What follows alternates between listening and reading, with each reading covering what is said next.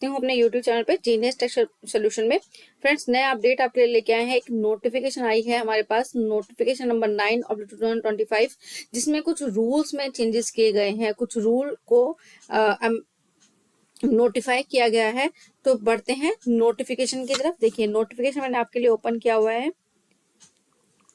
देखिए, notification number 9 है, जो कि हमारे पास 11 फेब में आई थी। इसमें क्या कहा गया है, रूल 2, 24, 27 एंड 32 जो कि इफेक्टिव हो चुके हैं हमारे 11 डे ऑफ फरवरी 2025 से हमारे इफेक्टिव हो चुके हैं। और rule 8, 37 and clause 2 of rule 38 जो कि हमारा फर्स्ट डे ऑफ अप्रैल 2025 से हमारे जो है एप्लीकेबल माने जाएंगे।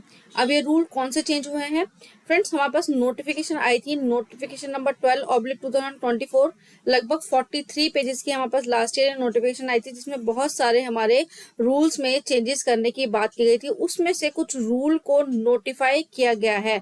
तो क्या रूल नोटिफाई किए गए हैं, तो बढ़ते हैं इसके लिए हमारे नोटिफिकेशन नंबर 12 की तरफ। फ्रेंड्स, इसको जानने से पहले अगर आपने चैनल को सब्सक्राइब नहीं किया तो प्लीज सब्सक्राइब कीजिएगा, साथ ही बने बेल आइकन को प्रेस कीजिए ताकि आपको नोटिफिकेशन टाइम से मिल सके और जीएसटी में अपडेट रह सके। तो बढ़ते हैं नोटिफिकेशन की तरफ। देखिए, यहाँ जो नोटिफिकेशन है, नोटिफिकेशन नंबर 12 मैंने आप ओपन की हुई है, जो कि हमारे पास 10 जुलाई 2024 में आई थी। इसमें क्या कहा गया है, सबसे पहले रूल 2 को नोटिफाई हो चुका है, ये हमारा 11 डे ऑफ फरवरी से।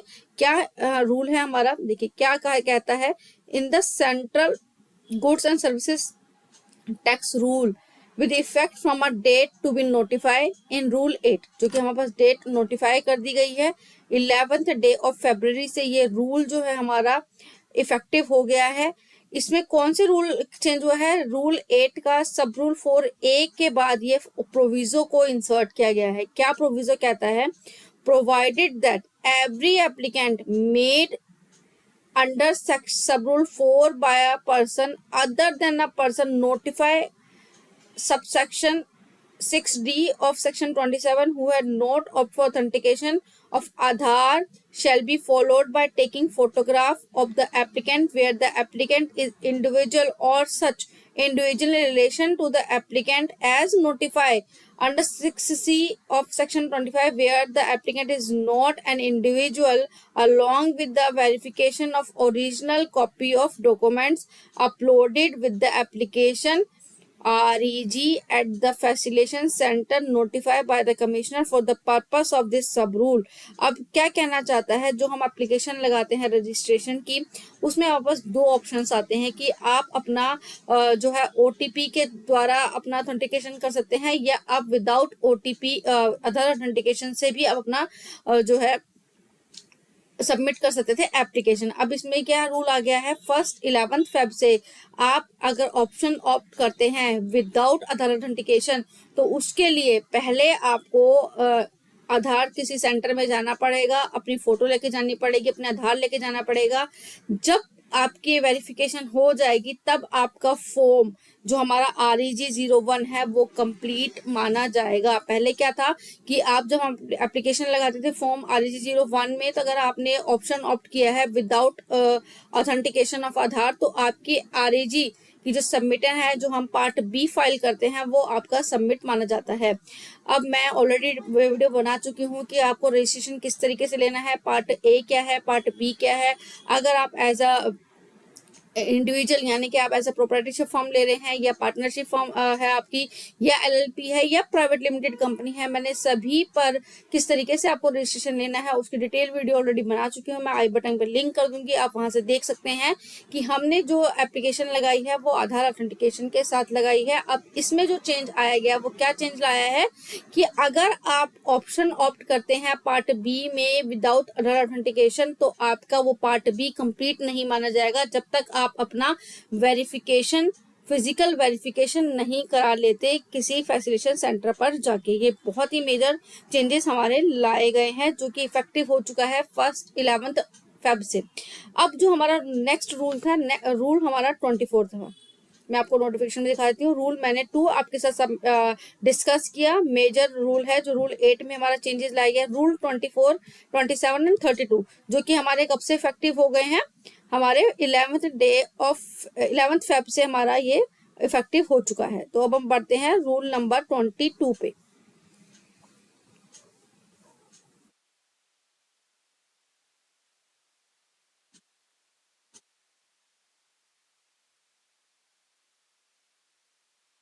सॉरी, रूल नंबर 24 है हमारा।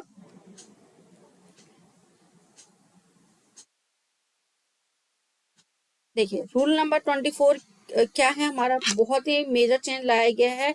अब आप अगर अनरजिस्टर्ड पर्सन है, आपने जीएसटी में रजिस्ट्रेशन नहीं ले रखा, लेकिन आपको कुछ गुड्स का मूवमेंट हो रहा है, तो आपको ई वे बिल जनरेट करना रहेगा।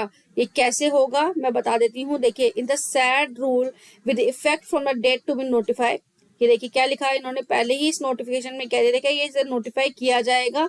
कब से इफेक्टिव हो गया है? 11th फेब में। बार बार डेट इसलिए रिपीट कर रही हूँ ताकि आपके दिमाग में सेट हो जाए कि ये 11th फेब से हमारे इफेक्टिव हैं।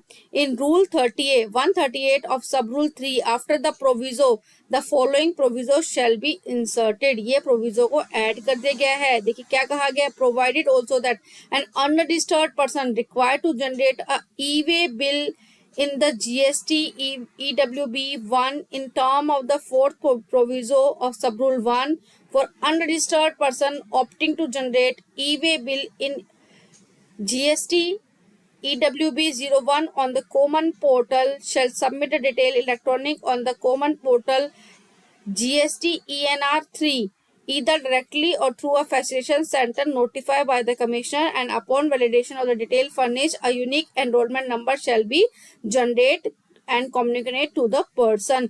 यानी कि आपको कौन सा फॉर्म भरना है, एक आपके पास कुछ जैसे हम ई वे बिल बनाते हैं तो उसके लिए हमारे पास क्रेडेंशियल्स होते हैं।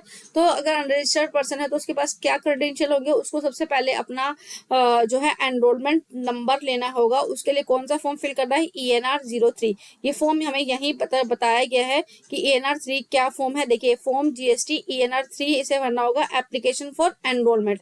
एनरोलमेंट के लिए आपको एप्लीकेशन देना है। इसके लिए आपको क्या करना है, name as per PAN number आपको जाना है। पैन नंबर आपको चला जाएगा, ट्रेड नेम आपका है, यहाँ पे आपको पैन नेम नंबर मेंशन करना है, ऊपर पैन नंबर नेम मेंशन करना था। आधार अगर एप्लीकेबल है तो क्या आप सप्लाई कर रहे हैं, गुड्स सप्लाई कर रहे हैं, unregistered suppliers of the goods, unregistered recipient of the goods, both जो भी है आपका। यहाँ पर आपको कंसेंट लेना है। इस तरीके से आपको जो है ये फॉर्म फिल करना है। ये फॉर्म जो है जीएसटी पोर्टल पर अब हमारा जो है इफेक्टिव हो गया है, आप वहां देखेंगे तो आपको मिल जाएगा। नेक्स्ट था हमारा चेंज जो रूल नंबर 27 में था।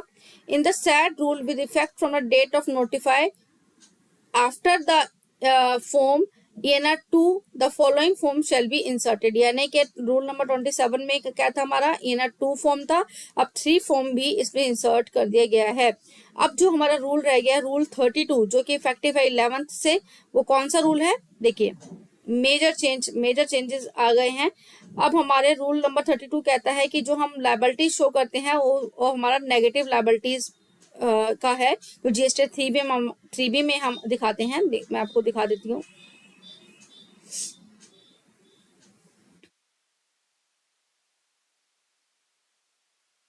आई होप आपको स्क्रीन दिख रही होगी। कोई भी क्वेश्चन है तो आप कमेंट सेक्शन में जरूर पूछिएगा, will definitely revert back to you.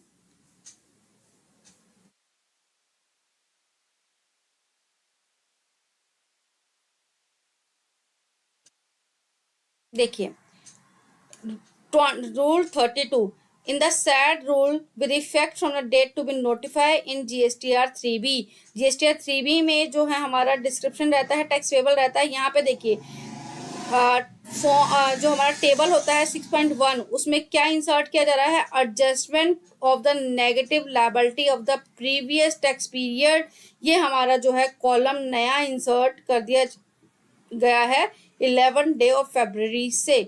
I hope ये 4 जो रूल हमारे चेंज हुए हैं, मेजर चेंजेस किए गए हैं। रूल नंबर 2 जो हमें बात करता है रजिस्ट्रेशन की, अब अगर आप विदाउट आधार ऑथेंटिकेशन करते हैं तो आपको अपना पार्ट बी कंप्लीट नहीं करने दिया जाएगा जब तक कि आप अपना उसका फिजिकल वेरिफिकेशन नहीं करा देते।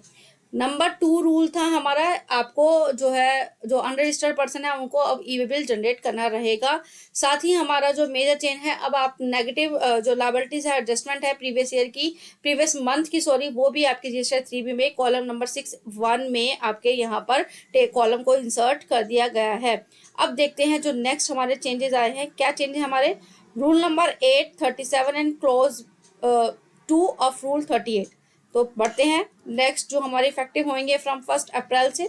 पहले देख लेते हैं रूल नंबर 38। देखिए रूल नंबर 38 में क्या कहा गया है, ये हमारा है फॉर्म GSTR 8 के लिए। इसमें अब हमारा जो ई कॉमर्स ऑपरेटर है उनके लिए टेबल डाल दिए गए हैं। क्लोज 2 में उन्होंने बोला था, क्लोज 2 का 38 रूल, इसमें क्या कहा गया है, इनमें GST नंबर आपको डालना है। GST नंबर तो supplier detail of supply made with attract TCS and amount of tax collected at source, ये सारी डिटेल्स आपको देनी है। इसमें यहाँ पे 3A सप्लाई में to registered person and 3B supply में टू अनरजिस्टर्ड पर्सन, ये कर दिया जाएगा। ये कॉलम इंसर्ट कर दिए जाएंगे हमारे कब से, 1 डे ऑफ अप्रैल 2025 से, यानी कि न्यू फाइनेंशियल से ये हमारे इफेक्टिव हो जाएंगे। अब देखते हैं जो हमारा नेक्स्ट चेंज आया है। देखिए मैंने आपको रूल नंबर 38 एक्सप्लेन कर दिया, रूल नंबर 37 हम लोग देखने वाले हैं। देखिए रूल नंबर 37 किसके लिए है, हमारे GSTR 7 के लिए है। In the said rule with effect from the date to be notified, चूंकि देखिए नोटिफाई हो चुकी है डेट हमारी। इसमें the following table shall be substitute, इसमें टेबल को सब्सटीट्यूट किया गया है। GST नंबर डिडक्टी आ जाएगा, invoice document detail number date invoice amount pay to the deducted payable TCS amount of tax deducted at source in I C और S किस में है। ये जो टेबल है हमारे न्यू इंसर्ट किए जाएंगे, इनको मतलब सब्स्टिट्यूट किया जा रहा है। टेबल नंबर 4 को भी सब्स्टिट्यूट किया जाएगा, यहाँ पे ओरिजिनल डिटेल्स आ जाएंगी, यहाँ रिवाइज डिटेल्स आ जाएंगी जो भी आपकी हैं, ये आप देख सकते हैं यहाँ पर। अब रूल नंबर हमारा जो रह गया है 8, रूल नंबर 8 को देखते हैं।